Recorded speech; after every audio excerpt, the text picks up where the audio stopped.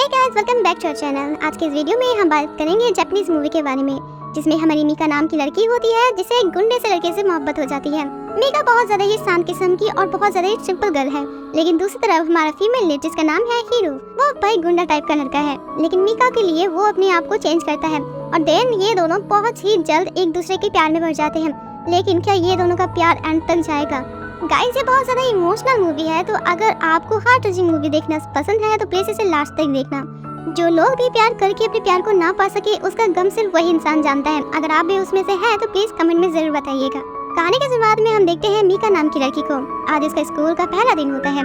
वो जब आती है तो वहाँ पर एक छपरी सी लड़की को देखती है जो कि बाकी सब स्टूडेंट से बहुत ज्यादा अलग था। इसके बाद हम देखते हैं मीका के पास छपरी का दोस्त आता है, मतलब हीरो का फ्रेंड आता है उसका नंबर लेने के लिए, क्योंकि वो उसे बहुत ज्यादा अच्छी लगती है। लेकिन यहाँ पर मीका तो बहुत ज्यादा शर्मीली है। उसका भी सपना होता है कि वो बॉयफ्रेंड बनाएगी, लेकिन वो जल्दी किसी से बात नहीं करती।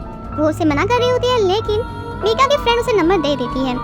जब वो लोग वहाँ से जा रहे होते हैं तो मीका की टक्कर होती है हीरो के साथ में। इसके बाद हम देखते हैं कि मीका का फोन पता नहीं कहाँ उसने रख दिया होता है। बहुत देर तक ढूंढने के बाद उसे लाइब्रेरी में उसका फोन मिलता है। मीका के फोन में किसी का कॉल आता है और देन वो उससे बात कर रही होती है। वो एक लड़का होता है जिससे वो बात कर रही होती है। मीका कहती है कि माफ करना, मैं तुम्हें पहचान नहीं पाई, मेरे फोन में तुम्हारा नंबर सेव नहीं है। तो वो लड़का वहाँ से रिप्लाई करता है, दरअसल तुम्हारे फोन से मैंने सारी कॉल हिस्ट्री और मैसेज को डिलीट कर दी है, तो मेरा नाम तुम्हारे फोन में कैसे रहेगा? मीका उस लड़की को जान पहचानने से मना कर रही होती है, लेकिन वो लड़का मीका को बखूबी जानता था। यहाँ से सिलसिला चालू होता है मीका और उस लड़की का बात करने का। मीका जब भी सोने जाती वो लड़का हमेशा उसे फोन करता, सिर्फ और सिर्फ मीका का गला का आवाज सुनने के लिए, क्योंकि वो उसे बहुत ज्यादा अच्छा लगता था। मीका भी उससे बातें करना स्टार्ट कर चुकी थी, उसे भी उससे बातें करना बहुत पसंद था। मीका बार बार जानने की कोशिश करती है कि आखिर वो लड़का है कौन, इवेंट की वो उसका नाम भी पूछ, लेकिन वो उसके बारे में कुछ भी नहीं जान पाती। ऐसे ही दिन बीतते जाते हैं।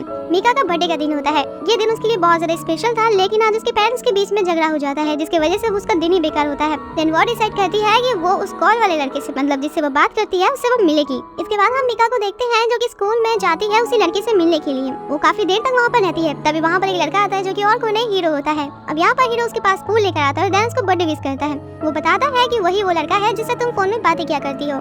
यहाँ पर मीका मानने से मना कर रही होती है, क्योंकि भाई एक गुंडे टाइप लड़के से वो कैसे प्यार कर सकती है। हीरो उसे विश्वास दिलाने के लिए हर वो चीजें बताता है जो भी उन दोनों के बीच में बातें हुई थी। यहाँ पर मीका हीरो को वो लड़का मानना ही नहीं चाहती थी और देन वहाँ से चली जाती है। मीका अपने फ्रेंड के पास जाती है और हीरो के बारे में पता करती है।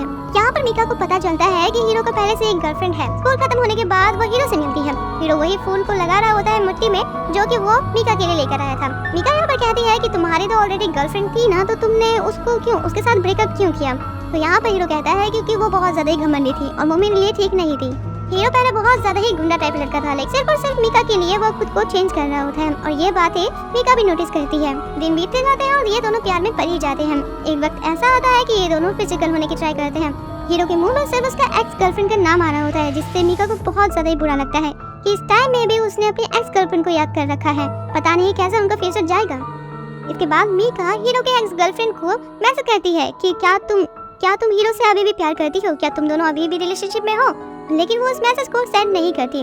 वो हीरो को मैसेज करती है कि मैं तुम्हारे पर विश्वास कर सकती हूँ। यहाँ पे हीरो कहता है हाँ बिल्कुल, और देन मीका को भी थोड़ा उसके पर विश्वास होता है। एक दिन मीका हीरो का वेट कर रही होती है, वो उससे मिलने वाली होती है, लेकिन तभी वहाँ पर कुछ गुंडे लड़के आ जाते हैं और देन उसे उठा लेते हैं। वो लोग उसके साथ गलत काम करना चाहते थे।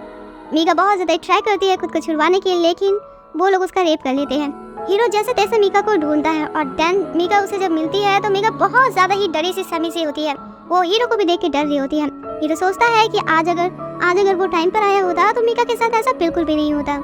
उसके बाद वो उन्हीं लड़कों को ढूंढना स्टार्ट कर देता है जो कि मीका के साथ इतना गंदा काम किया था, और देन वो उन लोगों को अकेला ही पीटना स्टार्ट कर देता है। उसके बाद उसे वहाँ पर पता चलता है कि उन लोगों ने सिर्फ और सिर्फ उसकी एक्स गर्लफ्रेंड के कहने पे ही ऐसा काम किया है। और देन यहाँ पर हीरो अपने एक्स गर्लफ्रेंड का बालों को पकड़ के घसीटता हुआ मीका के पास लेकर आता है। वो इतना ज्यादा ही गुस्से में था कि वो उसे मारने की ट्राई करता है, लेकिन यहाँ पर मीका उसे रोकती है और कहती है कि मुझे सिर्फ तुम चाहिए, मुझे ये सबसे कोई लेना देना नहीं है। इसके बाद हीरो मीका को उसके घर तक छोड़ देता है। मीका जब अपने घर में आती है तो उसकी हालत देख के ही उसके फैमिली वाले पता कर लेते हैं कि मीका के साथ कुछ तो बुरा हुआ है। और देन नेक्स्ट डे मीका को उसकी माँ हॉस्पिटल में लेके जाती है। उसकी माँ कहती है कुछ बड़ा नुकसान तो नहीं हुआ है और तुम बिल्कुल ठीक हो, लेकिन ये सब बातें तुम जितनी जल्दी भूल जाओ उतनी ही अच्छी होगी। मीका भी सोचती है कि हाँ उसे ये सब चीजें भूल जानी चाहिए, क्योंकि वो ये सब चीजों को दिमाग में रख कर वो आगे नहीं बढ़ पाएगी। देन वो हीरो को कॉल करती है और देन बताती है कि वो स्कूल में जाना चाहती है। हीरो कहता है कि तुम खिड़की से बाहर तो देखो, और खिड़की के और खिड़की से बाहर देखने में ही हीरो उसके घर के सामने होता है। देन उसके बाद हीरो उसे एक प्लेस में लेकर जाता है, ब्रिज, एक नदी के पास, जहाँ पर वो हमेशा ही सेट होता था तो वहाँ पर आया करता था। हीरो बताता है कि मैं बिल्कुल आकाश की तरह होना चाहता हूँ ताकि मैं हमेशा ही तुम्हारे ऊपर नजर रख सकूं और तुम्हें हर एक बुरे चीजों से बचा सकूं। हीरो के मुंह से ये सब बातें सुन के मीका को बहुत ही अच्छा लगता है, मानो उसे बहुत ज्यादा ही तसल्ली मिल रही हो। इसके बाद जब मीका स्कूल में जाती है तो वहाँ पर वो देखती है कि सारे बच्चे उसे उल्टे पुल्टे नजरों से देख रहे होते हैं, क्योंकि हीरो की जो एक्स गर्लफ्रेंड थी उसने स्कूल में पूरा ढोल पीट दिया होता है कि मीका के साथ ऐसा ऐसा कांड हुआ है। सभी लोग बोर्ड में लिखते हैं, मैसेज करते हैं, एंड सभी बच्चे मिलकर मीका को बहुत ज्यादा सता रहे होते हैं, लेकिन हीरो उसका साथ नहीं छोड़ता। वो गुस्से में जाकर ब्लैक बोर्ड को मुटाता है जो भी मीका के बारे में गलत लिखा था, और वो सभी को वार्निंग देता है। अब भाई हमारा हीरो पहले से ही गुंडा टाइप है तो उन्हें देखकर वो डर जाता है। मीका को बड़ा ही अच्छा लगता है क्योंकि हीरो उसके साथ में है, और वो कहती है हीरो से कि आज से मैं कभी भी नहीं डरूंगी क्योंकि तुम मेरे साथ हो। इसके नेक्स्ट सीन में हम देखते हैं कि मीका प्रेग्नेंट होती है। उसके माता पिता को पता चलता है और मीका प्रेग्नेंट हुई थी हीरो से ही। ये सब के बारे में मीका हीरो को बताती है। हीरो ये सब बात सुनता है कि मीका प्रेग्नेंट है और उस बच्चे का बाप वही बनने वाला है, तो वो वहाँ से उठ के चला जाता है। मीका को बहुत बुरा लगता है। वो सोचती है कि हीरो उस बच्चे की जिम्मेदारी को उठाना नहीं चाहता, लेकिन कुछ देर बाद ही हीरो आता है मीका के लिए गिफ्ट लेकर और कहता है कि इस बच्चे की जिम्मेदारी हम दोनों ही उठाएंगे और इसका हम बहुत अच्छे से ख्याल रखेंगे। इसके बाद हम देखते हैं कि हीरो अपने पेरेंट्स से मिलाने के लिए मीका को लेकर जाता है। हीरो के पेरेंट्स मीका को देख के मान जाते हैं। इसके बाद मीका जब अपने पेरेंट्स से हीरो को मिलाने के लिए लेकर जाते हैं तो पहले तो मीका के फादर वही मना कर देते हैं। हीरो कहता है कि इस बच्चे की जिम्मेदारी मैं उठाऊंगा, इसके लिए मुझे चाहे पढ़ाई भी छोड़ना पड़े। बहुत ज्यादा कन्विंस करने के बाद मीका के फादर मान जाते हैं। ऐसे ही दिन बीतते जाते हैं। एक दिन हीरो यहाँ पर मीका को बेबी के लिए हाथ मोजे देते हैं और तभी उसके पेट में अचानक से दर्द होना स्टार्ट हो जाता है। वो उसे हॉस्पिटल में लेकर जाते हैं। जब मीका को यहाँ पर होश आता है तो वो पूछती है अपनी माँ से हीरो के बारे में। उसकी माँ कहती है कि जब उसने सुना कि बच्चे की हालत खराब है तो वो यहाँ से जा चुका था। मीका को यहाँ पर बुरा लगता है। वो सोचती है कि हीरो उसे छोड़ के जा चुका है। मीका जब घर में आती है तो यहाँ पर हीरो से मिलता है और कहता है कि मैं पूरी रात टेंपल में जाकर प्रार्थना कर रहा था, दुआ कर रहा था अपने बच्चे के लिए कि अपना बच्चा बिल्कुल सही सलामत रहे। लेकिन यहाँ पर मीका कहती है कि उसका बच्चा अब इस दुनिया में नहीं रहा। ये बातें सुन के दोनों को ही बहुत बुरा लगता है क्योंकि उन लोगों ने बहुत कुछ ही प्लान किया था उस बच्चे को लेकर। यहाँ पर हीरो कहता है कि हम इस दिन को हमेशा याद रखेंगे और हर साल टेंपल में जाकर दुआ करेंगे अपने बच्चे के लिए। मीका सोचती है कि शायद उसके बच्चे को जाने के बाद भी उनका रिलेशनशिप बहुत अच्छा रहेगा। लेकिन नेक्स्ट डे से मीका को हीरो के बारे में कोई खबर ही नहीं होती।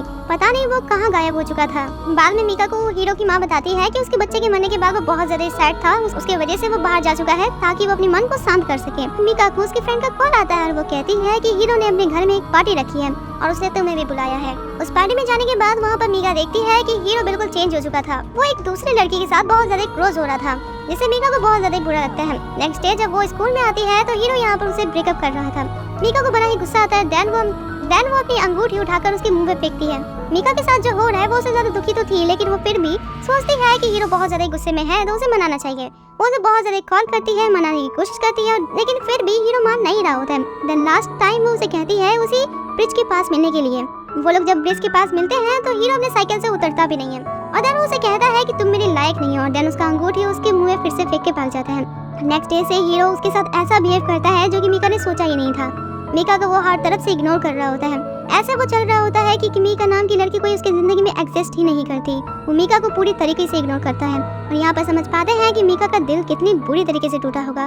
एक ऐसा पर्सन जिसके साथ उसने अपना पूरा फ्यूचर देखा और अचानक ही वो अपने फ्यूचर को देखती है बदलते हुए। क्रिसमस का टाइम होता है, मीका के घर में पार्टी चल रहा होता है। वहाँ पर एक लड़का भी आता है जिसका नाम होता है यू, और यू यहाँ पर मीका को लाइक करना पसंद करता है, लेकिन मीका उसे एक भी पत्ता नहीं दे रही और उसे इग्नोर कर रही होती है। इसके बाद मीका उसी जगह में जाती है जहाँ पर हीरो उसने प्रॉमिस किया था कि वो हमेशा हर साल वो जगह में जाकर अपने बच्चे को याद करेंगे। वहाँ पर जाने के बाद उसे एक बच्चे का हाथ मोजा दिखता है जिसे वो समझती है कि हीरो यही कहीं होगा। वो चारों तरफ उसे ढूंढना स्टार्ट कर देती है, लेकिन कहीं भी हीरो नहीं होता। और देन उसे एक लड़का दिखता है जो कि पीछे से हीरो की तरह था। वो और कोई नहीं, वो होता है यू, और यहाँ पर यू मीका को लेने के लिए उसके पीछे पीछे आया होता है। इसके बाद धीरे धीरे मीका भी हीरो को भूलने की कोशिश करती है और वो यू के साथ कनेक्ट हो जाती है। मतलब वो दोनों भी एक दूसरे को पसंद करना स्टार्ट कर देते हैं, दोनों की कंपनी को एंजॉय करते हैं, क्योंकि मीका को लगता है कि यू बहुत ज्यादा ही जिम्मेदार लड़का है और वो उसकी जिम्मेदारी को बखूबी निभाएगा। फिर से एक साल बीत जाते हैं। मीका फिर से उसी जगह में जाती है जहाँ पर वो हमेशा जाया करती है अपने मरे हुए बच्चे के लिए। वहाँ पर वो इस बार हीरो को भी देखती है, लेकिन हीरो उसे देखते ही चली जाता है। स्कूल में मीका देखती है कि ब्लैक बोर्ड में किसी ने लिखा होता है कि तुम मुझे भूल जाओ। मीका ये सब देख के बहुत ज्यादा हैरान थी कि आखिर कौन पर्सन है जो कि ये सब लिख रहा है, लेकिन कुछ देर बाद हैंडराइटिंग देखकर वो पहचान लेती है कि वो और कोई नहीं, हीरो ने ही लिखा है। और वो भी डिसाइड करती है कि वो हीरो को पूरी तरीके से भूल जाएगी। ऐसे ही दिन बीतते जाते हैं। यहाँ पर यू मीका को बोलता है क्या तुम मुझसे शादी करोगी, और मीका भी मान जाती है। एक दिन मीका की मुलाकात होती है हीरो की बेस्ट फ्रेंड के साथ। हीरो का बेस्ट फ्रेंड उसे कहता है कि हीरो बहुत ज्यादा ही खतरनाक बीमारी से जूझ रहा है, हो सकता है कि वो बहुत जल्द ही मर जाए और वो भी हॉस्पिटल में है। वो सिर्फ और सिर्फ तुम्हारे लिए दूर गया था ताकि तुम उसे दूर कर जी पाओ अपनी लाइफ को। ये सुनकर ही मीका का दिल टूट जाता है। वो यहाँ पर बिलक बिलक के रो रही थी और वो जाने की कोशिश करती है हीरो के पास। यहाँ पर यू उसे रोक रहा होता है, लेकिन उसे इतना ज्यादा हीरो के लिए तड़पता देखकर यू भी कहता है कि तुम जा सकती हो। मीका जब हीरो से मिलती है तो वो उसे कहती है कि तुमने ये ठीक नहीं किया, मुझे कम से कम तुम्हें अपने बारे में बताना चाहिए था। हीरो नहीं चाहता था कि जिंदगी भर मीका अपने प्यार को खोने की वजह से पछताती रहे और रोती रहे। मैं ज्यादा से ज्यादा 3 या 4 साल का ही मेहमान हूँ और मैं तुम्हें हमेशा रोता हुआ नहीं देखना चाहता। मैं नहीं चाहता कि तुम मेरे लिए अपनी जिंदगी को बर्बाद कर लो। इसके बाद मीका हीरो का केयर करना स्टार्ट कर देती है और धीरे धीरे इनका बॉन्डिंग फिर से पहले जैसा हो जाता था। हीरो नहीं चाहता था कि मीका उसके लिए तड़पे और रोए। हीरो भी बहुत ज्यादा ही रो रहा होता है क्योंकि वो भी उसे बहुत ज्यादा प्यार करता है। हीरो से फिर से कहता है कि मैं बिल्कुल आकाश की तरह होना चाहता हूँ ताकि मैं तुम्हें हर जगह से नजर रखूं और हमेशा तुम्हारी और हर तकलीफ में मैं तुम्हारा साथ रहूं। हीरो हॉस्पिटल की खिड़की से ही आसमान की तस्वीर लेता है और देन मीका को वो कहता है कि इसे प्लीज प्रिंट आउट करवा के ले आओ और देन मीका भी उस फोटो को प्रिंट आउट करवाने के लिए बाहर हो जाती है। मीका को यहाँ पर हीरो ने जानबूझकर भेजा होता है क्योंकि आज शायद ये हीरो ना बचे और वो नहीं चाहता कि मीका उसे मरते हुए देखे। मीका को हॉस्पिटल से कॉल आता है और उसे पता चलता है कि हीरो की तबीयत बहुत ज्यादा ही खराब है। वो उससे वीडियो कॉल में बात करता है। हीरो यहाँ पर आखिरी वक्त में मीका को हमेशा खुश रहने के लिए कहता है। वो कहता है चाहे कोई भी तकलीफ हो हमेशा ही खुश रहना और देन वो वहीं पर अपना दम तोड़ देता है। ऐसे ही कुछ दिन बीत जाते हैं। मीका मानने के लिए राजी नहीं होती कि हीरो इस दुनिया में उसके साथ है ही नहीं। उसकी माँ मीका को हीरो को डायरी देती है लेकिन वो उसे कभी भी खोल कर नहीं पढ़ती। एक दिन वो उसी डायरी को लेकर ब्रिज से कूदे जा रही होती है, तभी 2 कबूतर अचानक से उड़ते हुए उसे रोक देते हैं और वो डायरी खुल जाता है। इस डायरी में लिखा था कि मैं हमेशा ही आकाश बनकर रहूंगा और तुम्हें हमेशा ही प्रोटेक्ट करूंगा। मीका सोचती है कि सच में हीरो शायद आकाश बन चुका है और वो मुझे हमेशा ही खुश देखना चाहता था। वो यहाँ पर डिसाइड करती है कि वो हीरो की यादों में ही अपनी जिंदगी गुजार लेगी क्योंकि जिंदगी गुजारने के लिए उसके हीरो की यादें ही काफी हैं। और देन इसके साथ ये मूवी यहीं पर एंड होती है। लास्ट टाइम मैं यही कहना चाहती हूँ कि अगर आपको प्यार करने वाला इंसान अचानक से चेंज हो जाता है तो उसे समझने की कोशिश करो, ना कि उसे छोड़ जाने की, क्योंकि हर एक चेंज में लोग छोड़ जाते हैं एक दूसरे को, लेकिन जो साथ निभाए उसे ही तो प्यार कहते हैं ना। तब तक के लिए इतना ही, मिलते हैं हम नेक्स्ट वीडियो के साथ। Thanks for watching, bye bye.